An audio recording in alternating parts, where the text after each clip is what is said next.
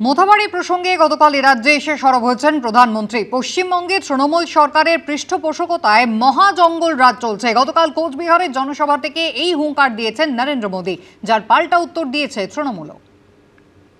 मालदा में जो हुआ वो केवल टीएमसी की उद्दंडता ही नहीं थी, ये इस निर्मम सरकार का प्रायोजित महाजंगल राज है, महाजंगल राज है। ये टीएमसी जब न्याय का शिकंजा कसता है तो संवैधानिक संस्थाओं का गला घोंटने का काम करती है। और अब तो हालात इतने खराब हो चुके हैं कि देश की सर्वोच्च अदालत सुप्रीम कोर्ट को भी दखल देना पड़ रहा है। हर कोई देख रहा है कि टीएमसी बंगाल में कानून व्यवस्था का जनाजा निकालने पर तुली है। প্রধানমন্ত্রী মোথাবাড়ির নিন্দা করছেন, প্রধানমন্ত্রীর মুখে শোভা পায় না।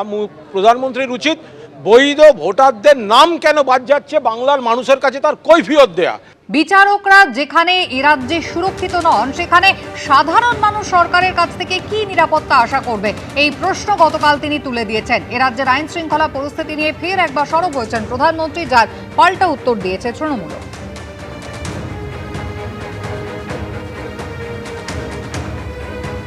आपने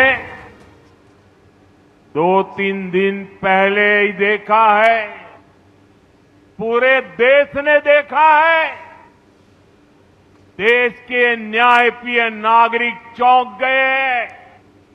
कैसे मालदा में न्यायिक अधिकारियों को बंधक बनाकर रखा गया।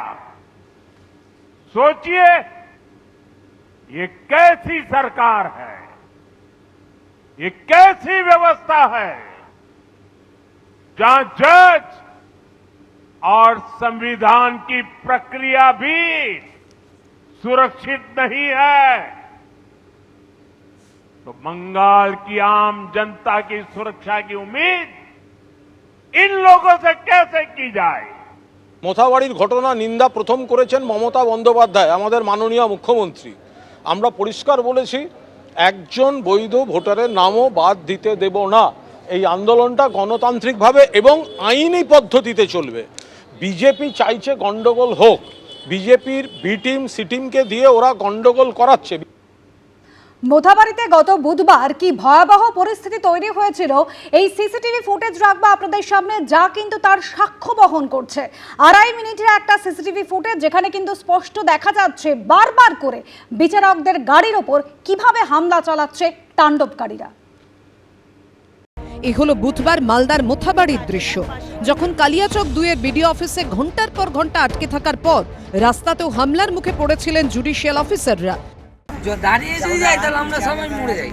যেখানে বোম মেরেছিল High Court, take care of my children. Take care of my children if something happens to me. সেই মুহূর্তে ভয়ঙ্কর ছবি ধরা পড়েছে রাস্তায় লাগানো সিসিটিভি ক্যামেরায়।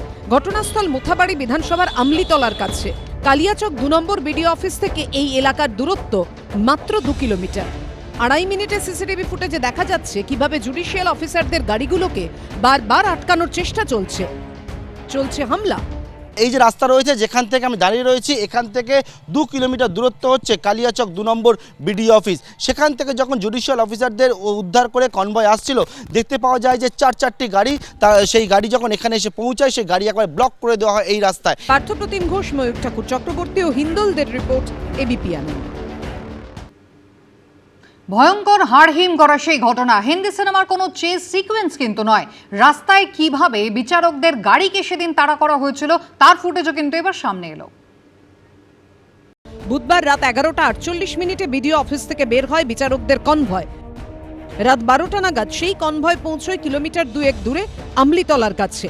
সেই সময়ের ভয়ঙ্কর ছবি উঠে এসেছে সিসিটিভি ফুটেজে। তাতে দেখা যাচ্ছে প্রথমে কনভয়ের 4টি গাড়ি দ্রুত গতিতে বেরিয়ে গেল, আর ছায়ার মতো তাদের ধাওয়া করছে একের পর এক মোটর বাইক। কিন্তু সামনে রাস্তা আটকানোয় বিচারকদের গাড়ির কনভয়ের গতি কমে যায়, আর পিছু ধাওয়া করা বাইকগুলোর গতিবেগ এতটাই বেশি যে টাল সামলাতে না পেরে বিচারকদের কনভয়ের গাড়িতে ধাক্কা মারে একটি মোটর বাইক। রাস্তার পাশে ছিটকে পড়েন চালক। একটি গাড়ির গতি এতটাই বেশি ছিল, এক জুডিশিয়াল অফিসারের গাড়ির পেছনে গিয়ে ধাক্কা মারে এবং ধাক্কা মেরে মোটর বাইক থেকে ছিটকে ওই ব্যক্তি মাটিতে পড়ে যাচ্ছে। দীর্ঘক্ষণ রাস্তাতেই পড়ে থাকতে দেখা যায় ওই বাইক আরোহীকে। ততক্ষণে পড়ে থাকা সেই বাইককে পাশ কাটিয়ে বেরিয়ে যায় বিচারকদের কনভয়ের আরো 5টি গাড়ি, সঙ্গে ধাওয়া করা অজস্র মোটর বাইক। সেই গাড়িগুলো সামনের দিকে এগিয়ে যেতেই পড়ে যাওয়া মোটর বাইক ঘিরে বিক্ষোভকারীদের জটলা তৈরি হয়ে যায়। আর ঠিক তখনই তার সামনে এসে পড়ে পাইলট কারবিহীন বিচারকের আরও একটি গাড়ি। সিসিটিভি ফুটেজে স্পষ্ট দাঁড়িয়ে পড়া বিচারকের গাড়ির সামনে আক্রমণাত্মক ভঙ্গিতে এগিয়ে আসছে উন্মত্ত বিক্ষোভকারীরা। ছোড়া হয় ঢিল পাথর।